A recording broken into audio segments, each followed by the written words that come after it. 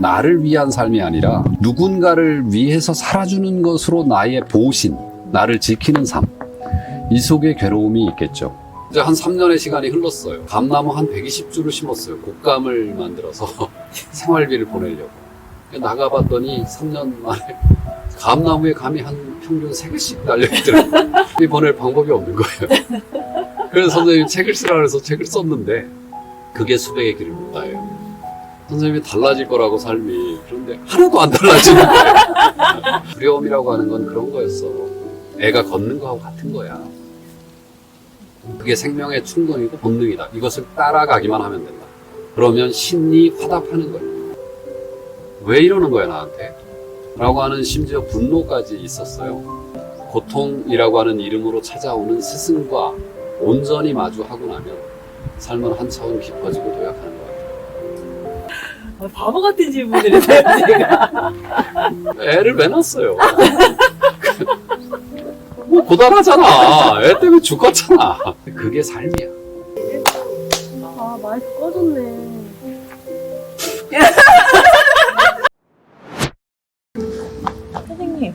선생님, 원래 농촌 출신이시잖아요. 그죠? 네, 촌놈이에요. 그럼 소위 그 상경을 하셔가지고, 거기에서 이제 보통 사람들이 생각하는 성공의 길이라고 여겨지는 길 위를 쭉 잘 달려가고 계셨잖아요. 기업의 CEO도 하시고 30 중반에. 그런데 왜 갑자기 자연으로 내려오실 생각을 하셨어요? 서울 올라가서 이렇게 한 계단씩 밟아서 그 어디까지 갔다. 이게 내 삶을 풍요롭게 할 수 있었다면 내가 왜 서울을 버렸겠어요? 서울에 못 살겠더라고요. 서울하고 너무 크게 불화했어요. 서울 좋은 곳인데 내가 불화했던 것은 내가 살아있다는 느낌이 없어요. 그러니까 하루하루 충만한 느낌이 들지가 않았어요. 많은 저보다 선배들이 시골을 버리고 도시로 나가 살다가 요즘 보면 다 시골을 살아요. 지금 뭐 나는 자연인이다 이런 거 무지하게 보잖아요, 사람들이. 그리고 막 그 ASMR 틀어놓고 시골 소리 들어가면서 사는 도시 사람 얼마나 많아요.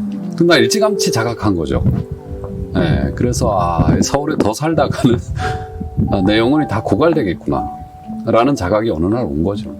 그러게요. 지금 말씀하시는 것처럼 이제 많은 사람들이 그런 자각 속에 살고 있는 것 같은데 그럼에도 불구하고 대부분의 사람들은 ASMR이나 나는 자연인이다를 보면서 스스로를 이렇게 달래며 그냥 도시 생활을 하게 되잖아요. 그건 아마도 어떤 현실적인 제약이나 또 안에 있는 두려움 때문일 거라고 여겨지는데요. 선생님께서는 그런 거 없으셨나요? 그렇죠. 그러니까 우리의 그 근원적 그리움은 다른 곳에 있는 사람들이 많죠. 어떤 사람들은 정말 테헤란로의 불빛만 보면 살아있다는 느낌이 있다. 이런 지인도 있어요. 그런데 아주 많은 사람들은 결국은 중년까지 돈 벌어서 남자들 대다수가 나 자연에 가서 내 친구 중에도 이미 나는 어부로 살 거야. 돈 안 벌어도 되는 어부로 살 거야. 뭐 이런 친구도 있고 다양하게 자연을 그리워하죠. 그러니까 그 자연이라는 것이 도대체 뭘까? 그것은 내가 보기에 생명성이고 그것은 모험이에요. 우리가 그것을 다 누군가에게 헌납하고 나를 위한 삶이 아니라 누군가를 위해서 살아주는 것으로 나의 보신, 나를 지키는 삶. 이 속에 괴로움이 있겠죠. 그러면 지금 당장 ASMR을 들을 것이 아니라 ASMR이 매일 흐르는 공간으로 가야죠. 못 가는 이유 두려워서죠. 나 역시 그랬어요. 밥 때문에 내가 이러고 있구나. 그 자각을 갖고 그걸 위로받기 위해서 우연히 나는 등산을 시작했고 서울에 있는 산 대부분을 주말마다 다녀요. 도봉산, 북한산, 수락산, 관악산, 사패산, 서울의 소위 5대 산이라고 하는 이 산들을 주말마다 돌아다니는데 그때마다 참 좋더라고요. ASMR이 어떤 시절에 그 소리와 그 풍경과 하나로 뒤섞이기 위해서 찾아다녔던 어느 날 수락산에 꽂혀요. 그리고 수락산을 매주 가는데, 수락산은 가보신 분 아시겠지만 흙이 정상 부위에는 없어요. 그냥 이제 화강암이 융기한 채로 그대로 노출되어 있거든요. 근데 어느 날 이 정원에 있는 나무 같은 저 소나무 한 그루가 그 바위에 떨어졌는데 그 바위를 뚫고 살고 있는 걸 보게 돼요. 이야, 그날 뭔가를 맞은 느낌이었어요. 흙 한 줌 없는 땅에서 스스로 바위를 뚫고 자기의 하늘을 열고 있는 나무를 보며, 나무는 스스로 자기의 세계를 만들고 살아내는데 난 왜 이렇게 두려워하고 있는가. 그때부터 숲자가 들어가는 모든 책을 읽기 시작했어요.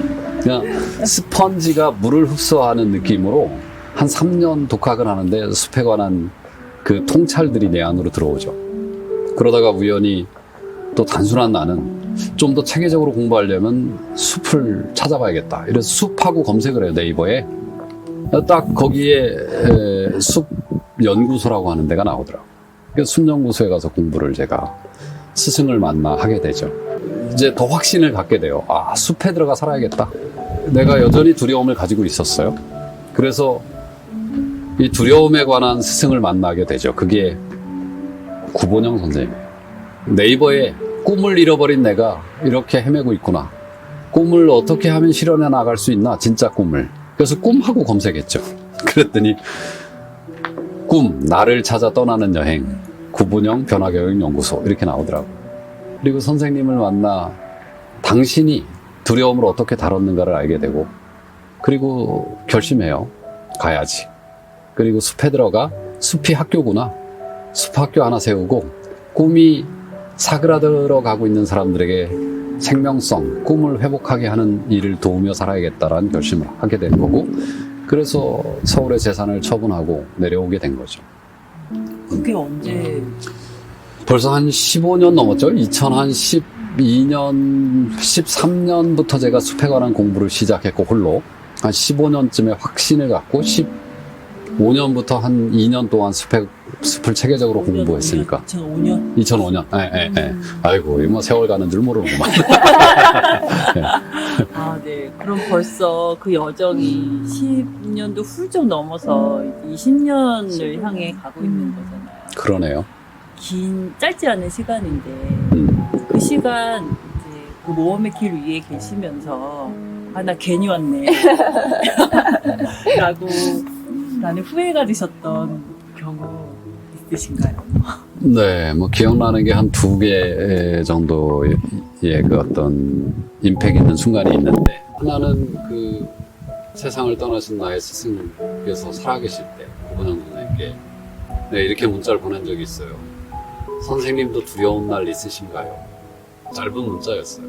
두려웠어요. 왔는데 내가 스스로 집을 짓고요. 그리고 날마다 너무도 아름다운 풍광 속에서 행복하게 기쁘게 보내고 있던 어느 날 선생님께서 책을 써라. 너의 이야기를 책으로 세상에 내놓으면 네 삶이 좀 달라질 거야. 이제 한 3년의 시간이 흘렀어요. 생활비도 보내야 되고 이 시골의 삶으로 나를 증명하겠다고 하는 호언도 증명해야 하는데, 이게 들어와 심었던 나무가 감나무 한 120주를 심었어요. 곶감을 만들어서 생활비를 보내려고. 나가봤더니 3년 만에 감나무에 감이 한 평균 3개씩 달려있더라고요. 아, 이 생활비 보낼 방법이 없는 거예요. 그래서 선생님이 책을 쓰라 그래서 책을 썼는데, 그게 수백의 길을 묻다예요. 선생님이 달라질 거라고 삶이. 그런데 하나도 안 달라지는 거예요. 그래서 선생님께 문자를 드렸어요. 선생님도 두려운 날이 있으시냐.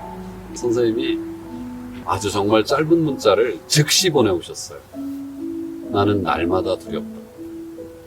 눈 뜨며 두렵고 하루를 눈 감으며 두렵고. 아, 나에게 그토록 커 보이던 우리나라 그 1인 기업의 거의 효시이고 그 경영을 인문으로 읽어내신 최초의 변화경영 전문가가 그렇게 세상에 이름을 얻으신 분이 두렵다.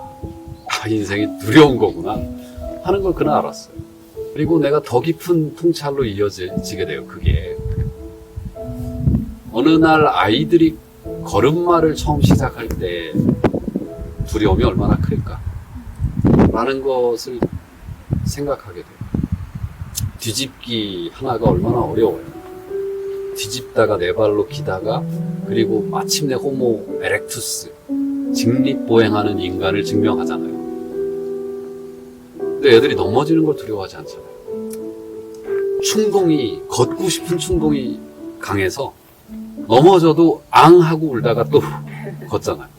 그래서 두려움이 나를 포획하는 날은 나도 울었어요. 막막하면 어떻게 울어야지. 산속에서 혼자 울기 딱 좋아. 그냥 막 꺼이꺼이 우는 거야. 울고 나면 시원해. 그리고 또 묵묵히 할 일을 하는 거예요. 그러다가 쓴 책이 첫 강연으로 연결되고 그 강연을 받은 사람들이 한 번 강연 받으면 거기서 연결돼서 한 3개씩 강의가 올라오고 그리고 언론의 주목을 받게 되죠. 드디어 뭐 KBS 이런 데 생방송으로 특강을 초청받기도 하고 네, 그렇게 내가 심은 씨앗들이 어느 날 세상으로부터 화답을 받는 경험이 두려움이라고 하는 건 그런 거였어. 애가 걷는 거하고 같은 거야. 그렇죠. 내가 책에도 썼지만 봄날 햇살이 들면 나무들은 이파리 내요. 애벌레한테 뜯어먹히면 어떡해? 이 두려움에 망설이고 있는 나무가 단 한 그루도 없다는 걸 알게 됩니다. 그게 생명의 충동이고 본능이다. 이것을 따라가기만 하면 된다. 그러면 신이 화답하는 거예요. 또 하나의 그 후회 비슷한 이것. 이건 여우숲이라고 하는 공간을 열고 내가 추구했던 것에 대해 그것은 가짜 아니야? 라고 하는 질문을 아주 세게 받는 날이 있어요. 함께 길을 걸어가는 사람이라고 믿었는데 그것이 아니었다라고 하는 사실을 나중에 알게 돼요. 그리고 그것은 그의 문제가 아니었을 수도 있어. 그것은 오히려 내가 세상을 현혹했을 수도 있어 라고 하는 자각으로 이어지죠. 그러니까 그런 자각을 하기 전까지는 원망스럽고 왜 이러는 거야 나한테? 라고 하는 심지어 분노까지 있었어요. 그래서 한 5년 내가 괴로웠어요. 세상의 이름을 조금 얻고 새로운 세계로 세상과 소통하는 순간에 찾아온 충격적인 그 사건이죠, 저에게. 근데 이제 알겠어요. 그게 뭐냐면 스승이야. 그러니까 넘어지는 것도 스승이고, 그렇죠. 넘어지는 모든 일들이 나에게 몸으로 가르쳐줘. 너 넘어지지 않는 법을 터득해야 해. 신념이나 어떤 삶의 강렬한 그 이데올로기를 추구하는 것이 얼마나 허허로운 일인가를 그런 사건을 통해 내가 깨닫게 되는 거예요. 좋아지죠. 그 다음부터 삶이 좀 더 간결해지고요. 그래서 이 고통으로 오는, 고통이라고 하는 이름으로 찾아오는 스승과 온전히 마주하고 나면 삶은 한 차원 깊어지고 도약하는 것 같아요. 내 얘기가 참 가볍게 물어보는데 이렇게 늘 무겁게 되더라고요. 아유. 들어가서 푹 젖게 만드는 그런 이야기세요들. 그런 지금의 삶은 어떠세요? 최근의 나날은 어떠신가요? 최근의 나날은 참 대단하죠. 요즘 코로나19가 전 세계를 강타하고 인류, 나 개인적으로도 코로나19 때문에 모든 것이 막혔죠. 말하며 살아야 하는 인간이 말을 빼앗겼고 이런 때 글이라도 써야 하는데 글조차 쓰기가 참 어려워요. 그만큼 마음이 복잡하다는 얘기죠. 그리고 새롭게 유튜브를 열잖아요. 그러니까 항상 인류 전체에게 지금 찾아온 고통은 메시지죠. 이 고통은 스승으로 우리에게 찾아왔어요. 인간을 중심에 두고 사유하든 그리고 인간을 중심에 두고 삶을 살아가든 니들 이제 인간 중심의 삶을 넘어설 때가 되지 않았나. 그리고 너 그렇게 말하며 살고 있던 너 그것을 빼앗겨보니 어때? 저는 이 메시지를 계속 읽으려고 해요.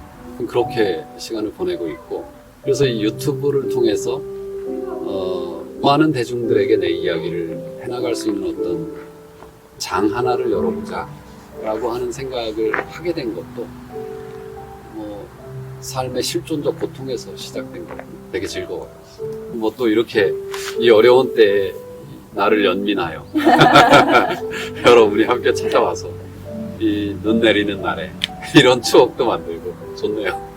네, 유튜브라는 게 사실 구글 아이디만 있으면 다 만들 수 있는 게 채널이라고 생각하지만 사실 현실적인 장벽이 되게 많잖아요. 동영상을 하나 업로드 하기까지 굉장히 기나긴 여정이고 주저주저하게 되는 일들이 되게 많잖아요. 선생님 그 여정들을 어떤 마음으로 가고 계세요? 유튜브를 이제 저도 시작한 지 한 달도 안 됐기 때문에 유튜브 정말 쉽게 올리는 사람들을 봤어요. 봤더니 그게 컴퓨터에서 녹화를 할 수 있으면 되더라고요. 근데 내 이야기는 자연을 늘 뭔가 소재로 하고 있어서 이건 여러 가지 어려움과 그 밀도, 그 다음에 시간, 그 다음에 뭐 장비 이런 것들의 투여가 크구나. 그리고 내 이야기가 되게 감각적 쾌감을 주는 얘기가 아니잖아요. 뭐 우리 사회가 영적 희열을 추구해 나가는 사람들도 좀 있긴 하지만 주류는 감각적 쾌감을 주는 어떤 콘텐츠의 아들들도 하니까 그런 어려움은 좀 있죠. 이제 자연은 날씨가 좀 흐려지고 겨울이 오고 하지만 찬란해지면 봄날이 찾아오면 보여줄 수 있는 게 훨씬 많을 것 같기도 하고요. 그래서 그런 것은 익숙해질 거라고 생각을 해요. 다만 영적, 정신적, 그 마음의 어떤 그 확장 이런 영역, 이런 부분을 고민하는 사람들이 더 많이 닿을 수 있으면 좋겠다라고 하는 바람이 그냥 뚜벅뚜벅 하는 거죠. 그냥 뭐 고단하지만 뭐 애가 일어서면 뭐 인생 뭐 있다고 그냥 누워있지. 얼마나 고단해. 맨날 걸어야 되고. 우리가 걷는 게 고단하다고 그거하고 똑같아요. 바보 같은 질문을 해서요, 제가. 그 정도까지는 아니고 그런 거예요. 애를 왜 낳았어요? 뭐 고단하잖아. 애 때문에 죽었잖아. 그러니까 우리가 이걸 분리해 놓고 있어. 그리고 한쪽만 보려고 그래. 이 두 가지가 기쁘고 기쁜 만큼 엔트로피가 높아지는 거예요. 우리 삶의 엔트로피가. 근데 그게 삶이야. 여기까지는 마이크 꺼졌네. 너 일부러 나를 아주 죽이려고 그러는구나, 이번에. 응? 배터리 언제 나갔어? 너 아까 배터리 갈았다며. 갈았는데 금방 달더라고요? 어째 순조롭다. 추워서 그런가? 그러게, 너는 어떤 거 전화가 나오자마자 북한에 떨어진다니. 추워서 그런가? 그래서 얘를 따뜻하게 해줘야 되나 보다. 그거야, 한 칸이 바로 줄었잖아. 그러네. 어떻게 해야 돼, 그러면? 다시 할 수 있어? 배터리 없어요? 아니요, 배터리 안 돼서 마이크는 이제 안 될 것 같아. 또 한 칸으로 바로 줄더라고. 들어가. 가자. 더는 추워서 못해.